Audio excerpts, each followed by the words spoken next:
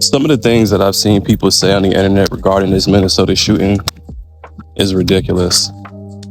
Calling for a disarming of citizens because of this one guy.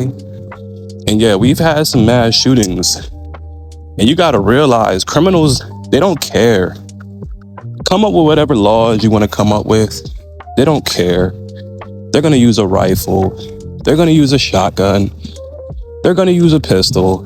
And if they can't get to that, they're gonna use a knife. Come up with something else. Come up with a different argument. I saw somebody say, oh, they didn't make it harder for people to get guns. Well, yeah. Breaking news in Connecticut, it is actually pretty hard to get a gun. You can't even get your concealed to carry until you're 21 years old. You can't even purchase ammunition without a pistol permit. Just to put that into perspective, there's a lot you can't do over here. You can't even buy an AR-15 with a detachable magazine in Connecticut because they banned it. But guess what? The criminals, they got all the guns. They got all the ammunition. They got all of that stuff. Why? Because they're criminals. Criminals don't care about the law. But we can't reason with these people, you know? You know that saying, you can't negotiate with terrorists? That's how I feel talking to these people on the internet. That's how I feel when I look on the news and I see the type of arguments they come up with. This is a mental health issue. This guy, he left notes behind and he talked about how he was depressed and all this other stuff. He was going through depression. That's a mental health issue.